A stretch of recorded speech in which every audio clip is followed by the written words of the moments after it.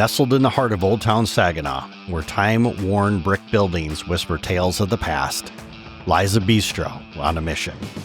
Artisan Urban Bistro isn't just about food, it's about community, resilience, and giving back. At the helm is Lonnie Paser, a world traveler, a chef, a fixer, a woman who doesn't believe in failure. But why take on the chaos of restaurant ownership? How does a single night of pasta help to change lives? And that's what we're here to find out today. Welcome to Total Michigan. I'm your host, Cliff Dubenois. Now let's step inside the Artisan Urban Bistro. Okay, so talk to us. What is Artisan Urban Bistro? We're a cute little 10-table restaurant bistro that everybody is welcome to. We do things from scratch. We are involved in our community, like shopping and buying local as best as possible. It's a good vibe. What kind of food do you serve? Sure. It's a limited menu. It's a small menu, which we change 3 times a year. So I always have a beef dish. I always have a chicken or 2 or 3 chicken dish options, a couple seafood options, salads, soups, great appetizers. And I try to come up with a super dessert called the Lonnie's Whimsy.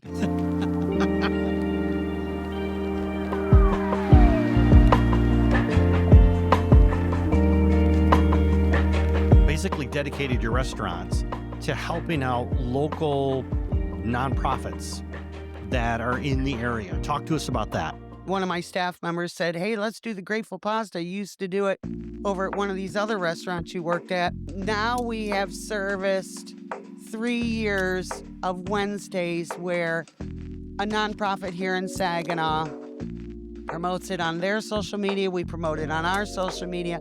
We try to get all of their fans, all of our fans in here eating a couple big bowls of pasta, which is you pick your pasta, you pick your sauce, you pick your add-ons. So basically building your own pasta.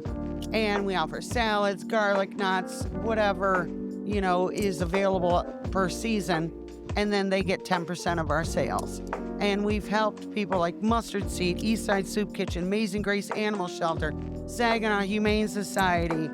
Gosh, there's so many. Oh, yeah. That I can just, if I can remember at the top of my head, I'd say them all. It's just a blessing to be able, no matter what you can do it. It doesn't mean it has to be a lot of money. It's just being consistent and being a good neighbor. And it's 10% of our sales. Some nonprofits do better than others. They have more fans or more energy on the internet that gets it more promoted. And we're grateful for every single one of them that can come here. And then they get a payout at the end of the week.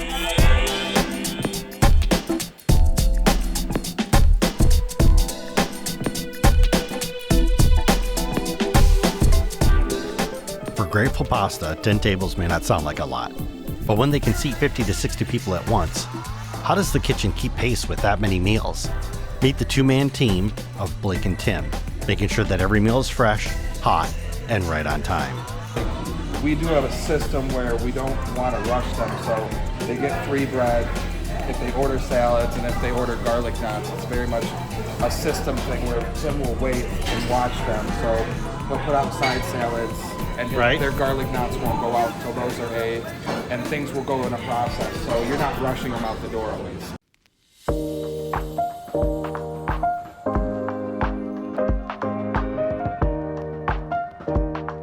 As much as they can, the kitchen prepares ahead of time. The sauce is ready to go. The pasta is cooked almost to al dente.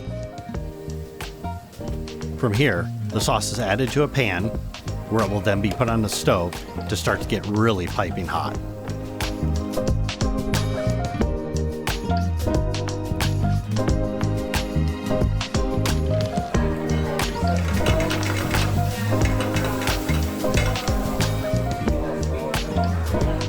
With the pan now hot and the sauce ready to go, the pasta is then added to the sauce, which continues to cook the pasta, making it perfect for when they get ready to plate it and send it out to the dining room.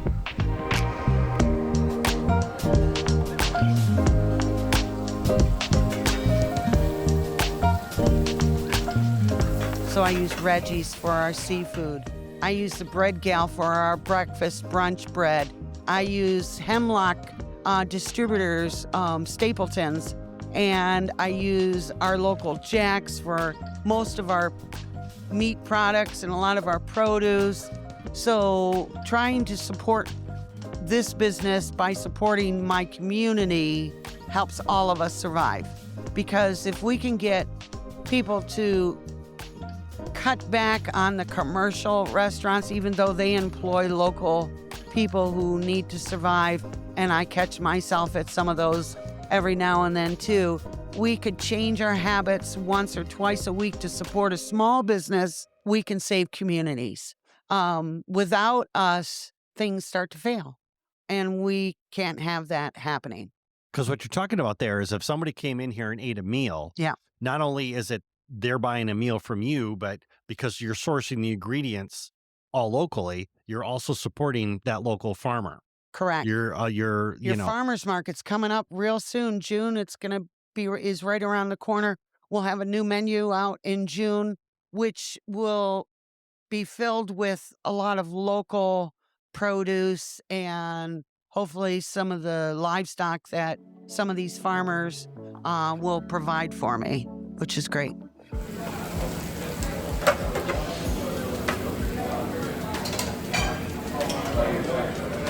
I also have an outstanding staff that care about what I'm trying to do and understand what the mission is here, which is supporting their livelihoods and trying to make something more than just a restaurant. Give us some of that good stuff. Appreciate it.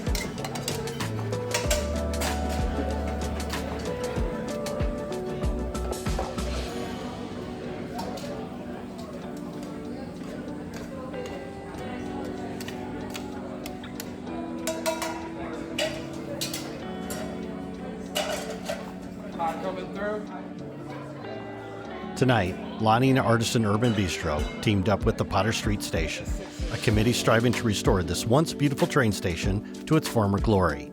Make a donation by going to potterstation.com. Lonnie, if somebody's listening to this episode and they want to come and check out the Artisan Urban Bistro, maybe come here on one of their Grateful Pasta nights on a Wednesday, how can people connect with you? Where can they find you? Well, I'd say the best bet is look us up on Facebook is probably the best way for us because that's where I do most of our promoting.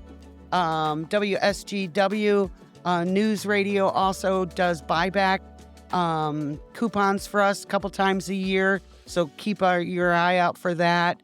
Our address is 417 Hancock Street. That's just one block north of Court Street in between Michigan and Hamilton. Our phone number is 989-401-6019. Our hours are Wednesday and Thursday, 5 to 8 p.m., Friday and Saturday, 5 to 9 p.m., and we have an outstanding brunch from 10 to 2 on Saturday and Sunday. I do recommend reservations. I have 10 tables.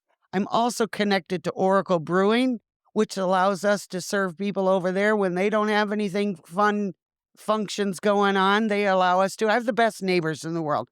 I really believe that our little area here in Old Town with Fralia's, Old World Pizza, Basong's, the Bread Gal are just trying to do something to bring people back to the Old Town area because it's a great place to eat and have a good time. That it is.